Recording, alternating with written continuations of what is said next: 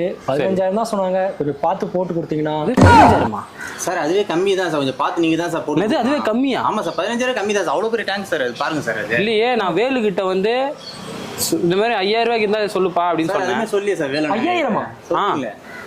Sir இவங்க 15,000 தான் சொன்னாரு, நீங்க 5,000ன்றீங்க. இல்லங்க, அது 15,000ன்றதே ஜாஸ்திங்க.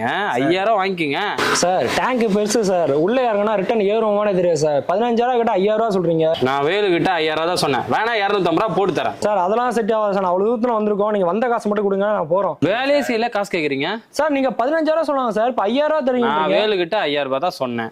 எல்லாம் பண்ணாதீங்க சார், அவ்வளோ தூரத்துல வந்துக்கிறோம் நாங்க. எதுவுமே சொல்றீங்க, நீ வேல் 15,000 ரூபாய் தான் சொன்னா சார். நீங்க வேணா ஃபோன் பண்ணி கேளுங்க சார் வேலுக்கு. 5,000 ரூபாய் தான் தர முடியும். இஷ்டம் தான் செய்யுங்க, எல்லாம் கிளம்புங்க வீட்டை. சார் வந்த காசை வச்சு கொடுங்க சார், நான் போறேன். இல்லப்பா, நான் வந்த காசுல எப்படி தர்றது? நான் என்ன தர்றது சொல்லுங்க நீங்களே. 5,000 ரூபா பண்ணுங்க, 5,000 ரூபா பண்ணுங்க, இல்லைன்னா வேணாம். சார் என்ன சார் அப்படி அநியாயம் பண்றீங்க? போங்கப்பா, போங்கப்பா. காலையில வேற இட்டுன்னு வந்து